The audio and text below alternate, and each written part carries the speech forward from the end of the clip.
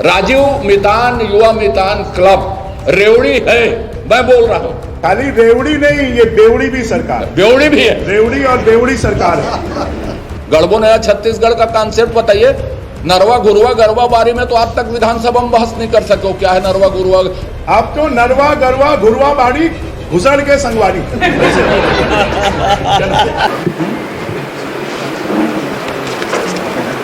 2050 तक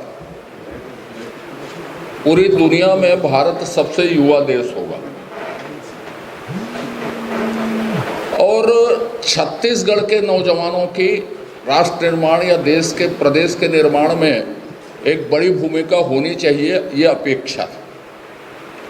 नौजवान कुछ कारणों से दिग्भ्रमित हुए, आकर्षित भी हुए कांग्रेस की ओर। पिछले चुनाव में 18 में जब चुनाव हुआ, कांग्रेस को किसी भी तरह सत्ता हथियानी थी, प्रदेश के हितों से मतलब नहीं था, तो उन्होंने कहा कि हम 2500 रुपया महीना आपको बेरोजगारी भत्ता देंगे, 10 लाख लोगों को रोजगार देंगे, पढ़ाई लिखाई और व्यक्तित्व विकास के लिए अवसर देंगे। आज की तारीख में भूपेश बघेल जी को यदि सिर्फ युवाओं की बात करें, उनके पूरे घोषणा पत्र को छोड़ दें, युवाओं की बात करें तो वो प्रदेश के युवाओं को छल रहे हैं, ठगे हैं। और ये कह सकता हूं मैं कि उन्होंने विधानसभा की भी अवमानना की है और असत्य कथन करने वाले, झूठ बोलने वाले वो प्रदेश के या पूरे देश के पहले मुख्यमंत्री हैं। मित्रों, 2500 रुपया उन्होंने अभी तक दिया नहीं। यदि ये 5वें और आखिरी बजट में आ भी जाए तो उसकी कोई विश्वसनीयता है नहीं। चुनाव जीतने के लिए फिर से लिख दें घोषणा पत्र में या बजट में हम कर दें तो कोई विश्वसनीयता नहीं है उसकी। असत्य कथन मैंने क्यों कहा? उन्होंने जनसंपर्क के विज्ञापन में छपवाए 4,65,000 रोजगार हमने दिए। फिर उन्होंने छपवाया 6,50,000 रोजगार हमने दिए। फिर लोकवाणी में कहा कि हमने 5 लाख रुपया रोजगार 5 लाख रोजगार दिया। फिर उन्होंने कहा कि उद्योगों में 35,754 लोग नियोजित हुए। यहाँ पे और आंकड़े बताने के पहले रोकता हूं कि जितने एमओयू हुए उसमें एक में भी काम शुरू नहीं हुए। माननीय बृजमोहन जी और हम लोगों ने विधानसभा में कहा कि 3 सालों में आपने 1925 उद्योग कौन से जिला में कहां पर स्थापित किए, उसको विधानसभा की कमेटी से आप चाहे तो सत्यापित करा सकते हैं। कहीं पे उनके उत्तर उसके विभाग का कहीं पे। मैं आप लोगों को भी यह विषय देता हूं कि आप लोग बता दें कि 1925 उद्योग कहां लगे हैं, और मैं तो सबसे पहले यह कहता हूं जहां से उद्योग मंत्री आते हैं वही बता दें। अब उसके बाद जितनी बातें उन्होंने कही, राहुल गांधी की सभा में उन्होंने 5 लाख रोजगार की बात कह दी। आज तक वस्तु स्थिति क्या है? आज तक वस्तु स्थिति यह है कि विधानसभा में वित्त विभाग ने 40,003 पदों की स्वीकृति दी। 40,003 पदों में भी जो 13,418 पदों में उन्होंने संविदा नियुक्ति दी है और 15,038 पदों में नियमित नियुक्ति की। अब उसके बाद वो छपवाते हैं रोजगार में कि छत्तीसगढ़ में 0.7% है। किसके द्वारा? EMIE का एक सर्वे वो रिपोर्ट करते हैं। EMIE बंबई की एक NGO है, प्राइवेट सेक्टर की। मेरा यह आरोप है, बेरोजगारी के भयावह स्थिति को देखते हुए भूपेश बघेल जी ने एक झूठी रिपोर्ट तैयार करवाई, पैसा देकर यह रिपोर्ट तैयार करवाई एक प्राइवेट कंपनी से, और अपने हाईकमान के पास, छत्तीसगढ़ के युवाओं के पास और विधानसभा में सब में उन्होंने असत्य कथन कहा, झूठ कथन कहा। और इसलिए मैंने कहा कि देश में बेरोजगारों को छलने वाला और झूठ बोलने वाला, विधानसभा को गुमराह करने वाला पहला मुख्यमंत्री। मित्रों, दूसरी बात, जब 7% बताई तो उन्होंने कहा कि हम बेरोजगारों का पंजीयन नहीं करते, हम पंजीयन करते हैं रोजगार चाहने वालों का। ये नई परिभाषा ला दी उन्होंने। 21 लाख नौजवान से ज्यादा लोग छत्तीसगढ़ में पंजीकृत हैं और आपको बता दूं 14,885 हाई स्कूल के जो टीचर हैं जिसकी भर्ती होनी थी, 18 साल के बच्चे, 17 साल के बच्चे उसी में जाते हैं। 3.5 साल से 9,000 लोगों को उन्होंने किया, बाकी सत्यापन चल रहा है। एक समय ऐसा आया कि हमने जुलाई और बजट सत्र और जुलाई के बीच में पूछा था प्रश्न, तो सिर्फ 7 लोगों का सत्यापन हुआ था। सरकार की स्थिति ये देख लें, 7 लोगों का सत्यापन किया था। 1354 पद जो हायर एजुकेशन में भरने थे, 3.5 साल हो गए, वो अभी तक भरे ही जा रहे हैं। किस तरह भरे जाएंगे? और सिर्फ पदों की संख्या बढ़ती जा रही है। यूपीएससी बोलता हूं, सीजीपीएससी ने चपरासी का आवेदन लिया, आप लोगों ने देखा होगा कितने लोगों ने आवेदन दिया और कितने लोग तुरंत अपात्र घोषित किए गए। अभी एक पद में 2 इंटरव्यू हो रहा है, भौमिकी और वैज्ञानिकों का आपने देखा होगा कि दोनों के की परीक्षाएं ली गई। तो अराजकता का वातावरण लगातार। अब दूसरी बात, हायर एजुकेशन में स्थिति क्या है? एक भी कॉलेज प्रथम 100 में नहीं। जो 15.6 प्राइवेट सेक्टर, निजी क्षेत्र को छोड़ दें, यदि हम सरकारी महाविद्यालयों की बात करें, सरकारी क्षेत्र की बात करें, तो 15.6 GIR था, ग्रास एनरोलमेंट रेशियो, वो भी गिर के 15.5 हो गया। आज तक 2 यूनिवर्सिटी खोले, दोनों वर्किंग नहीं हो पाई। हमने छत्तीसगढ़ में विविध तरह के, बृजमोहन जी थे, कामधेनु विश्वविद्यालय शुरू हुआ, टेक्निकल यूनिवर्सिटी शुरू हुई, मेडिकल यूनिवर्सिटी हुई। माने क्षेत्रीय असंतुलन शिक्षा में जो व्याप्त था, हिंदुस्तान में जितनी बड़ी संस्थाएं होती हैं, IIT हो, IT हो, ITI हो, IIITI हो, IIM हो, एम्स हो, सेंट्रल यूनिवर्सिटी हो, जितनी बड़ी संस्थाएं आई, NIT हो, ये सब भारतीय जनता पार्टी के शासनकाल में आई कि पीढ़ी का निर्माण हो, छत्तीसगढ़ नौजवान देश में एक भूमिका निभा सके, एक वाइब्रेंट फोर्स बने छत्तीसगढ़ में नौजवानों का।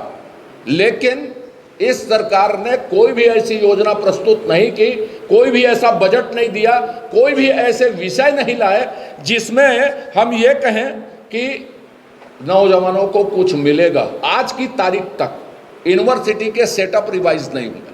आज की तारीख तक रूसा अभियान में जितना पैसा देते हैं, कॉलेजों को 5 करोड़ रुपया, यूनिवर्सिटी को 50 करोड़ रुपया, आप जाके देखिए किसी भी यूनिवर्सिटी, किसी भी कॉलेज को कि कहीं पे कोई रिनोवेशन हुआ है क्या। अब आपको मैं बता दूं कि छात्रवृत्ति के लिए 6 करोड़ रुपया जारी किए, लेकिन आज तक वितरित नहीं किए गए। कौन है उसका जिम्मेदार?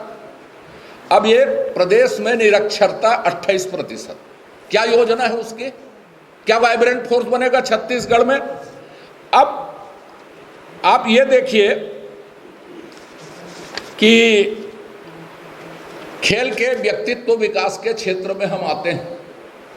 कौशल उन्नयन में प्रदेश में 198 संस्थाएं सार्वजनिक क्षेत्र की संचालित है। नियम है कि सबको वो नियोजित करेंगे, इतने दिन कम से कम, 1 साल कम से कम वो संस्थाएं काम करवाएंगी, उसको नियोजित करेंगी, ये शर्त में।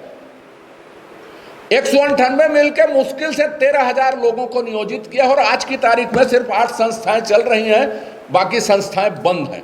माने कौशल उन्नयन में भी छत्तीसगढ़ 0। खेल कूद में ऐसा है, व्यक्तित्व विकास में बात कर रहा हूं, खेल कूद में ऐसा है कि मुख्यमंत्री जी ओलंपिक संघ, हैंडबॉल संघ, टेनिस संघ, बास्केटबॉल, हॉकी, बॉक्सिंग, साइकिल, ये सब के सब यूनियन के अध्यक्ष हैं। सिर्फ खेल प्राधिकरण बनाया गया, कोई बजट नहीं, कोई बैठक नहीं, कोई सेटअप नहीं। जो सदस्य बनाए वो कांग्रेस के विधायक सदस्य को बनाए। जो हमने परिसंपत्ति बनाई, माननीय बृजमोहन जी शहर के हैं, विधायक हैं, ये नौजवान हैं अमित साहू जी, चाहते हैं कि कुछ हो। एस्ट्रो टर्फ में भी देखिए जानवर दिखेंगे आपको जाके। जो ओपन स्टेडियम है उसको जाके देखिए, अभी यदि चलने लायक होगा तो मैं मान जाऊंगा। आप निरीक्षण कर लीजिए इंडोर स्टेडियम में कौन से खेल चलते हैं वो मुझे बताइएगा। वॉलीबॉल चलते हैं कि बैडमिंटन चलते हैं कि कबड्डी चलते हैं, आजकल खो खो भी इंडोर में होता। कौन सा गेम इंडोर स्टेडियम में एकमात्र में चलता? हमने ये जब खेल मंत्री थे, पीडब्ल्यूडी मंत्री थे, पूरा करवाया उनको, इंटरनेशनल को। पहली बार हमने बड़ी प्रतियोगिता आयोजित की, आईपीएल का मैच भी हुआ, वनडे भी हुआ। आज आप उस स्टेडियम को जाके देखिए कि क्या स्थिति है। हमने भारतीय जनता पार्टी के शासन में एक विजन प्रस्तुत किया था कि हम राष्ट्रीय खेल छत्तीसगढ़ में करवाएंगे। कर्नाटक के बाद गोवा, गोवा के बाद छत्तीसगढ़ का नंबर था। यहाँ के खेल विभाग को मालूम भी नहीं होगा कि छत्तीसगढ़ का एक्सपोजर या छत्तीसगढ़ में यह खेल विभाग द्वारा छत्तीसगढ़ सरकार ने आमंत्रण दिया था, ये मालूम है कि नहीं है ये भी मैं नहीं जानता। अब जो राष्ट्रीय स्तर पर प्रदर्शन किए, नैना धाकड़ आप सब जानते हो, अंकिता गुप्ता को आप जानते हो, और अभी आकर्षी को देखे हो जो कॉमनवेल्थ गेम में जिन्होंने पदक जीता, राजस्थान की लड़की। 1 रुपया राज्य सरकार ने मदद नहीं किया। पर मोदी जी सरकार का प्रभाव देखिए, खेलो इंडिया में आज तक उस कार्यक्रम के आने के बाद आज तक का सबसे बड़ा प्रदर्शन किसी भी खेल इवेंट में भारत का रहा कि 61 पदक हम जीते, स्वर्ण और रजत और सब मिला के सबसे ज्यादा स्वर्ण जीते। ये एक इम्पैक्ट होता है, ये एक प्रभाव होता है राज्य की नीति और कार्यक्रमों का। ओलंपिक संघ का अध्यक्ष बन जाना, 500 संघ का अध्यक्ष बन जाना, फर्जी अध्यक्ष बन जाना। ओलंपिक संघ का कोई चुनाव नहीं हुआ, कोई पर्यवेक्षक नहीं आया, कुछ नहीं आया। एक अपने सहयोगी को पकड़े, होटल में डिनर किए और सभी संघों के अध्यक्ष बन गए। आप पूछिएगा उनसे कौन पर्यवेक्षक भेजा था आपको ओलंपिक संघ के अध्यक्ष बनाने के लिए। तो ये आप एक भी नीति कार्यक्रम, उच्च शिक्षा में एक छोटी सी बात समाप्त करता हूं फिर मैं आपको, कि हर संसदीय क्षेत्र में मेडिकल कॉलेज खुलेगा।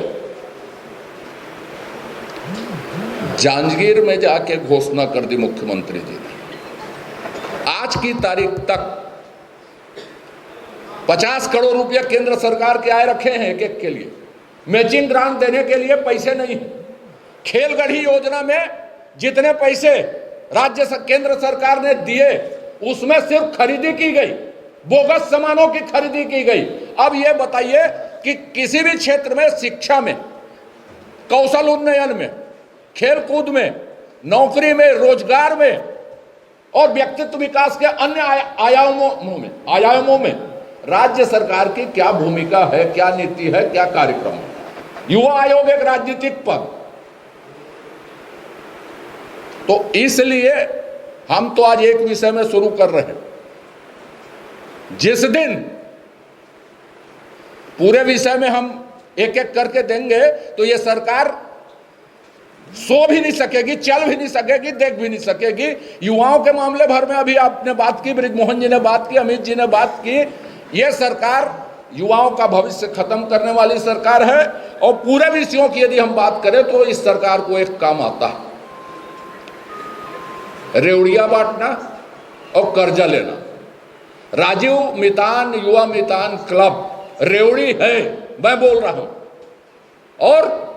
और कितनी रेवड़ियां वो बांट रहे हैं, मैं खुले बहस के लिए उसको आमंत्रण देता हूं माननीय मुख्यमंत्री को कि वो कर लें। ये रेवड़ी है, कर्जा लेके रेवड़ी बांट रहे हैं राजीव गांधी मितान क्लब। खाली रेवड़ी नहीं, ये बेवड़ी भी सरकार, बेवड़ी भी है, रेवड़ी और बेवड़ी सरकार है। और ये सरकार, अभी अजय चंद्राकर जी ने आपको सब विषयों को बताया है। ये युवाओं के विषय आपके सामने लाए गए हैं और इन्हीं विषयों को लेकर 24 तारीख को